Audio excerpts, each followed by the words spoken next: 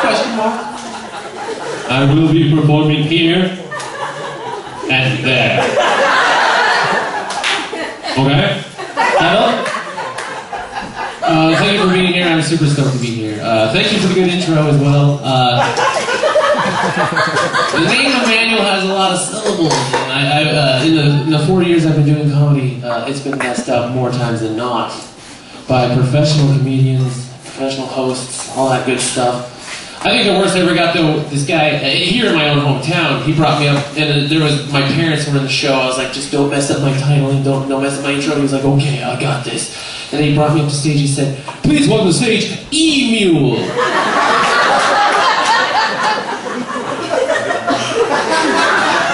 What the hell's an E-Mule? Like the curtain just opens and this cage comes down. E-Mule.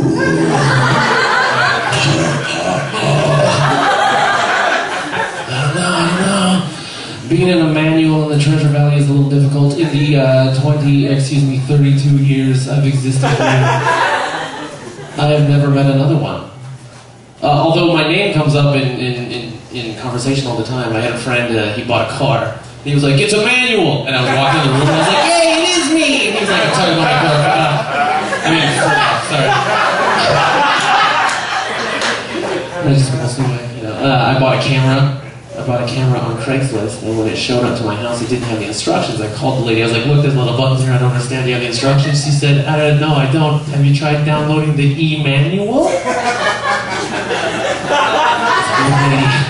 It's 10 in the morning. Are you messing with me?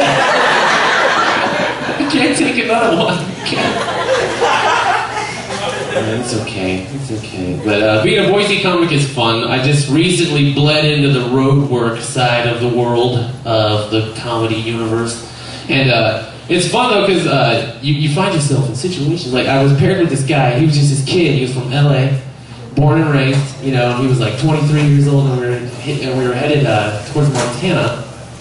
And we get there, and we were taking a break on the side of the road. We've been driving all day, so we were stretching our legs, and we were standing there, and he looked at me and was like, dude, what is that? What is that right there? And I was like, what? What are you talking about? He's like, that right there. I was like, that right there? He said, yeah. He said, what is that? And I said, that is a goat. Are you okay? What's it doing?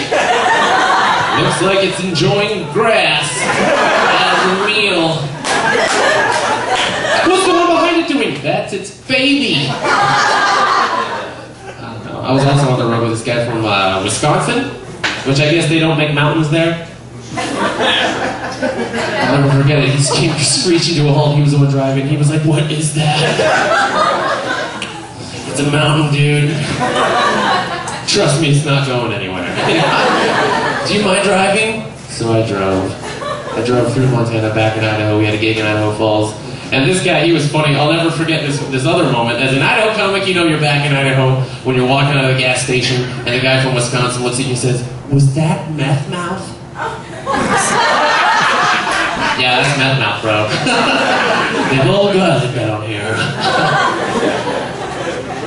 But as a comic, it's always good to get home. I always like to get home personally because I'm a father. I have a kid.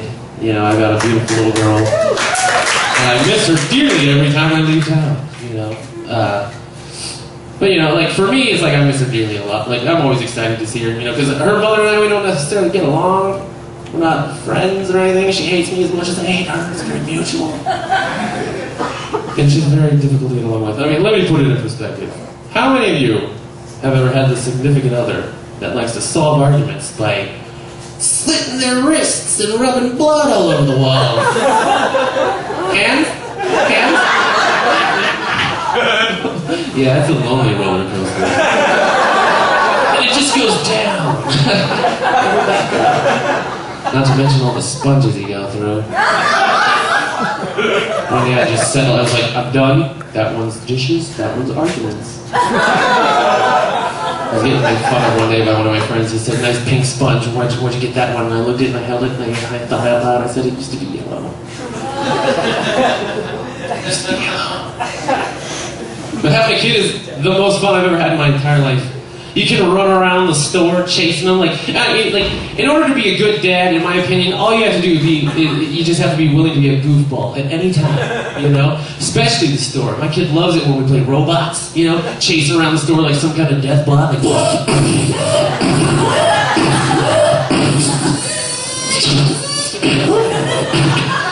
then you gotta arm your weapon system. But then you gotta scan for your target. And then you find your target. Launching missiles. How many of you have ever seen a Fred Meyer's shoe store explode into a beautiful rainbow of flames? You did just now with the power of your imagination. Congratulations!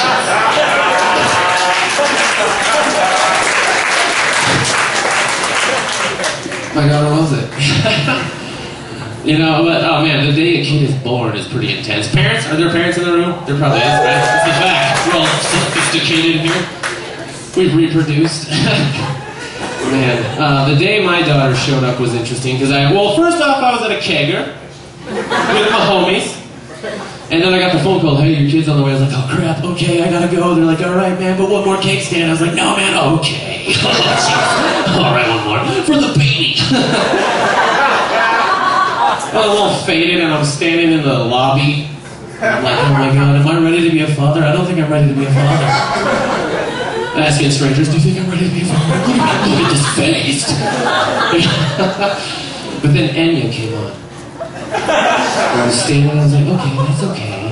And then I looked over and there was a little tea cart with cookies and stuff and tea. I'm having tea and the Lorna Doone. And I was like, okay, I can do this. I can do this. I'm going to be a father. I can do this. This is not so bad. So far, so good. And then a nurse came and she's like, are you the father? Well, come with me. And then she took me and she put me in the room where the birthing was going on. It was horrifying. It was the complete opposite of what I was doing. There was noise everywhere, lights and screaming. You know, mom's yelling at me like it's all my fault. Like half the DNA doesn't belong to her body. It was scary. And I thought to myself, how am I going to make it through this? Oh my God, I need a focal point. I'm freaking out. And then I saw the tiny little TV in the corner. Who put that there? I mean, it can't be for the surgeons. I mean, I would hate to think of them like catching up on MASH. Oh geez, did I snip the wrong? Oh darn it, Klinger. Come on, no, who put that there? I think it was for me because on the TV was my favorite movie of all time. It was Aliens. Oh, that movie. Yeah. And I don't know if you've seen the film, but everything is covered in slime by the end of the movie, which is a lot like birth, so I figured I was ready. Man, like ladies, I'll always respect your vagina, and I know you have to give the birth, you have to do the physical part, which is terrifying, and I never want any part of it. But I mean, as a male, the trade-off is we have to go through the mental anguish of watching it come out of your vagina. Because ladies, like I said, I'll always respect the vagina, but when the baby's coming out, it's just like this.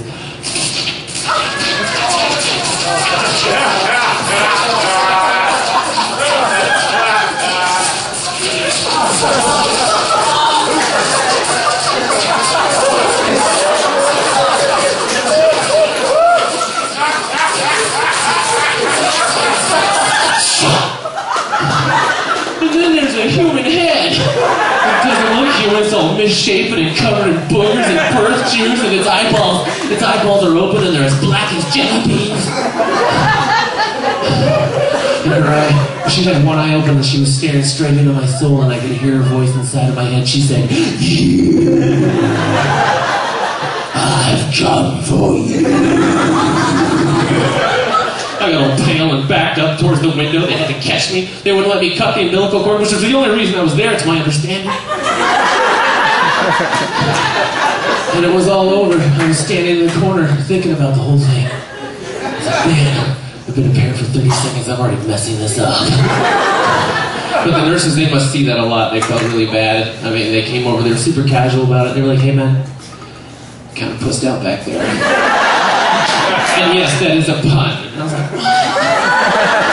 you're being abusive. She's like, look, this is all the time. Don't worry about it. What we're going to do is, like, we don't have her all cleaned up over there. She's still got a little umbilical cord hanging off. You want to go, we go over there and we can stage a photograph. You want to stage a photograph?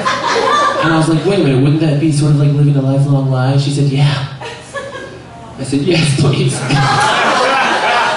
At my house, there's a picture on the mantle of me proudly cutting the golden cord. My daughter, she's 10 now, she hugs me, and she's like, that's the day I was born. I was like, yeah, after college I'll explain how it really went. You'll probably get it then. Thank you so much for listening. You've been great. Have a good night.